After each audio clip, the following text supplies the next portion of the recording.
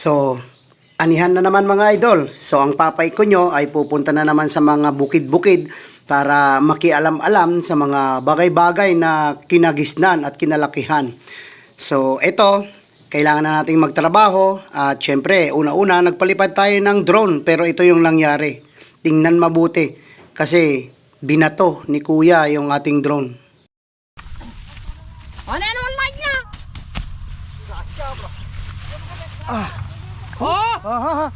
Karo ka na. Hintayin mo ako, Goy. At dahil sa sobrang advanced na ng teknolohiya ngayon mga Lodi, ganito na po yung anihan ngayon. Wala nang naggagapas, wala nang pupunta masyado sa bukid para umani ng palay na tao. So, ito, mayroon na tayong machine at man operator na tinatawag na reaper.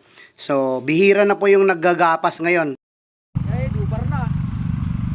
Agadukag siguro mo buwelo. Yan ba ano mo, kurado. Ayun guys, so wala na tayong makain kaya kailangan na natin makisweldo. Manok pungga. Ano naman like niya?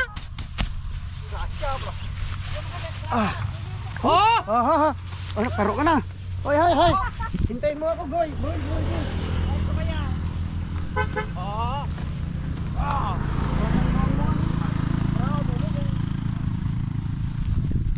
Ikatal ga. Ala, iga frog. Kasi nga mo i-highlights mo. Ala, nano. Try mo na ta.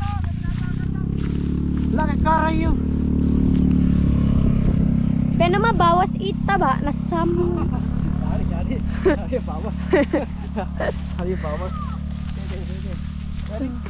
Ang lakas-lakas ko, guys.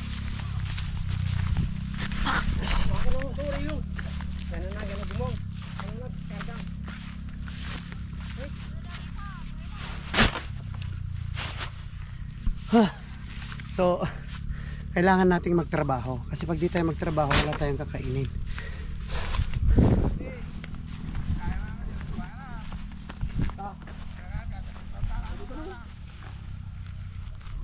Ape, dalago mo ko, luna era. Kaya tayo gaga na. Lilago po na era. Mamasya lang, una na eh. Wawa po lang, dito makasanggat to, analag na. Aba. Kasta naala ko dati. Nabila na ano? Kimbak makatamang mo. Pula pa.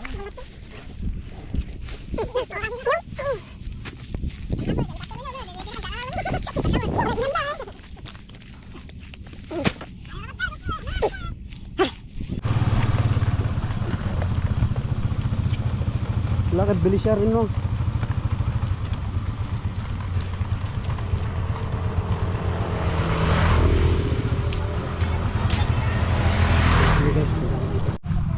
Ganito lang kasimple yung pamumuhay natin guys. So ayan. Galaw-galaw din pag may time para hindi ma-stroke. At ganyan talaga ang buhay mga idol. Kailangan mahaba po yung pasensya natin dahil minsan ang buhay natin nasa baba, minsan nasa taas. Pero kung ano man yung mga bagay-bagay na pinagdadaanan natin, ano man yung sitwasyon natin ay kailangan natin ng acceptance at syempre, huwag tayong susuko.